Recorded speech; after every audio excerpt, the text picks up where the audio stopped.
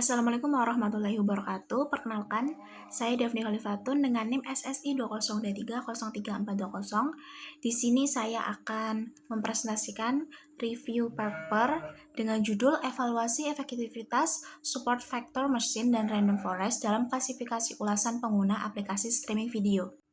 Selanjutnya kita masuk ke latar belakang. Meningkatnya popularitas platform streaming seperti video membuat ulasan di pengguna di Google Play Store itu melonjak tajam. Ulasan ini sangat penting untuk mengevaluasi performa dan meningkatkan kualitas aplikasi. Lalu analisis ulasan secara manual sudah tidak praktis karena memakan waktu, tenaga, serta beresiko menghasilkan interpretasi yang tidak konsisten. Oleh karena itu diperlukan sistem klasifikasi otomatis yang cepat dan presisi. Selanjutnya ke rumusan masalah.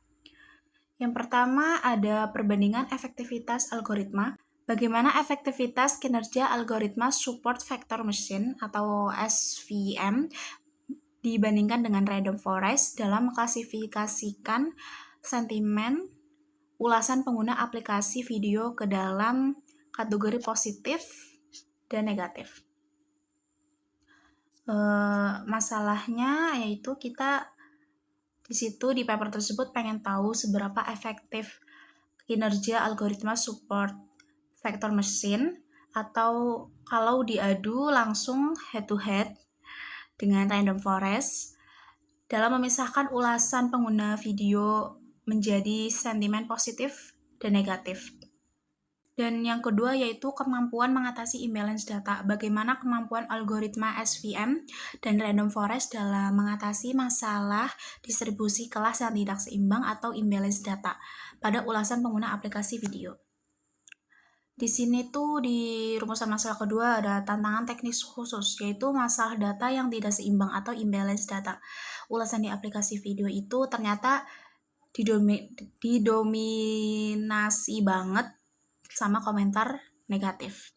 Lalu rumusan masalahnya adalah bagaimana kedua algoritma tersebut bisa tetap bekerja dengan baik dan tidak bias meskipun jumlah data positif dan negatifnya itu tidak seimbang.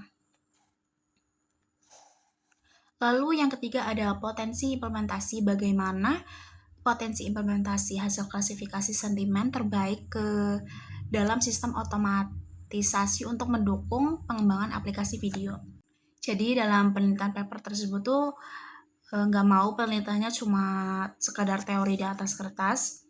Jadi masalahnya bagaimana potensi atau cara memanfaatkan hasil klasifikasi sentimen terbaik tadi supaya bisa diimplementasikan menjadi sistem otomatis yang berguna bagi tim developer aplikasi video. Selanjutnya ada batasan masalah. Yang pertama, jumlah data yang digunakan dibatasi sebanyak 1.000 ulasan pengguna aplikasi video berbahasa Indonesia yang diambil dari Google Play Store. Yang kedua, skema pelabelan sentimen bersifat biner. Ada 2 kelas, yaitu sentimen negatif untuk rating bintang 1-2 dan sentimen positif untuk rating bintang 3-5. Selanjutnya algoritma machine learning yang dievaluasi hanya dibatasi pada support vector machine atau SVM dengan kernel linear dan random forest. Jadi biar pembahasannya tidak melebar kemana-mana, ada batasan dibuat oleh penulis. Data yang dipakai itu hanya 1.000 ulasan berbahasa Indonesia. Terus sistem penilaiannya dibikin simple, yaitu biner. Kalau user kasih bintang 1-2 dianggap ulasan negatif, sedangkan bintang 3-5 dianggap positif. Algoritma yang diuji juga fokus ke SVM, kernel linear, dan random forest. Selanjutnya tujuan penelitian. Tujuan penelitian yang pertama itu evaluasi dan perbandingan, mengevaluasi dan membandingkan efektivitas kinerja antara algoritma SVM dan random forest berdasarkan matrik akurasi, precision, recall, dan F1 score. Jadi tujuannya jelas, yaitu mengevaluasi dan membandingkan secara langsung performa dari algoritma SVM dan random forest. Tolak ukur untuk matrik yang dipakai di sini adalah menilai nilai akurasi accuracy, precision, recall, hingga F1 score yang secara objektif lewat Confucius Matrix. Yang kedua yaitu ada analisis robustness, menganalisis ketahanan atau robustness algoritma SVM dan random forest saat diuji menggunakan dataset ulasan video yang memiliki distribusi kelas tidak seimbang. Jadi, penelitian yang kedua ini bertujuan untuk menganalisis sistem ketahanan atau robustness masing-masing algoritma. Penulis tuh pengen membuktikan algoritma mana yang paling tahan banting dan nggak error saat memproses dataset ulasan video dengan kondisi yang tidak seimbang tadi. Lalu untuk yang ketiga yaitu rekomendasi model. Memberikan rekomendasi model terbaik yang potensial untuk diintegrasikan ke dalam sistem dashboard otomatis guna mendeteksi keluhan pengguna secara real time. Tujuan yang terakhir adalah memberikan rekomendasi model AI terbaik.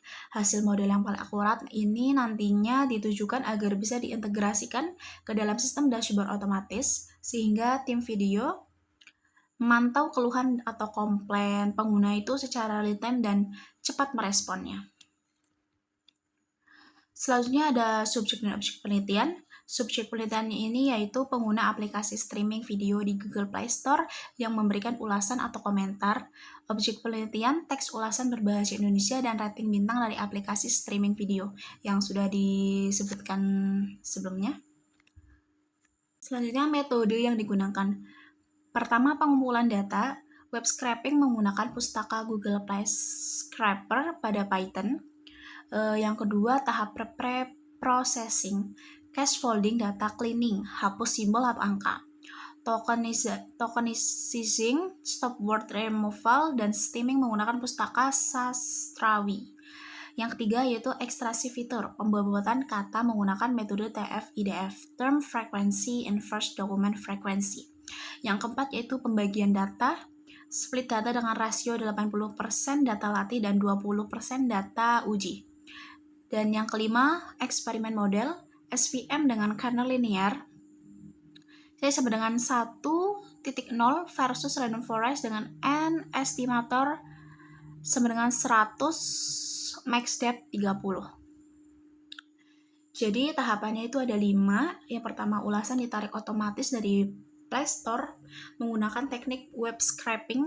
Kedua, teks itu dibersihin dulu lewat pre-processing, hurufnya dikecilin, semua simbol-simbol dihapus, dipotong jadi kata per kata, dibuang kata sambung kayak, dan, atau, yang, terus diubah ke kata dasar, misalnya kata menonton diubah menjadi tonton. Yang ketiga itu kata-kata yang sudah bersih tadi diubah jadi angka pakai metode TF-IDF. Keempat, datanya dibagi 2, 80% untuk latihan AI dan 20% sisanya diuji buat ujian atau tes modelnya. Dan yang kelima itu eksperimen model. Selanjutnya hasil utama penelitian. Distribusi kelas tidak seimbang. Dari 1000 data ditemukan distribusi kelas yang tidak seimbang atau imbalance data, di mana sentimen negatif mendominasi sebesar 60% dan sentimen positif sebesar 40%. Algoritma SVM terbukti lebih unggul. Algoritma SVM terbukti lebih unggul dibandingkan random forest di semua metrik pengujian. Yang pertama ada akurasi SVM itu ada 76.11% berhasil menebak dengan benar 75 ulasan negatif dan 65 ulasan positif. Untuk akurasi random forest yaitu di angka 71,67%, hanya menebak benar 67 ulasan negatif dan 62 ulasan positif.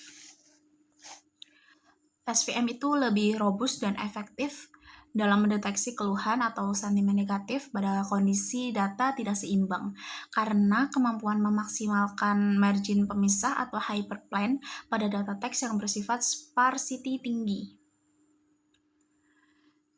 Di bagian hasil utama ini itu menarik, yaitu hasilnya dari 1000 ulasan tadi Memang benar tidak seimbang datanya karena 60% isinya itu keluhan atau sentimen negatif. Waktu kedua modelnya diuji pakai data tes, ternyata algoritma SVM itu menang telak dengan akurasi 76,11%, sedangkan random forest itu cuma dapat 71,67%. Kenapa SVM itu lebih unggul? Karena SVM pinter bikin garis pembatas yang tegas di antara data teks yang rumit, dan dia terbukti lebih kokoh, tidak gampang bingung, menanggapi ulasan negatifnya jauh lebih banyak daripada menanggapi ulasan positif. Selanjutnya kesimpulan penulis. Yang pertama itu SVM lebih presisi.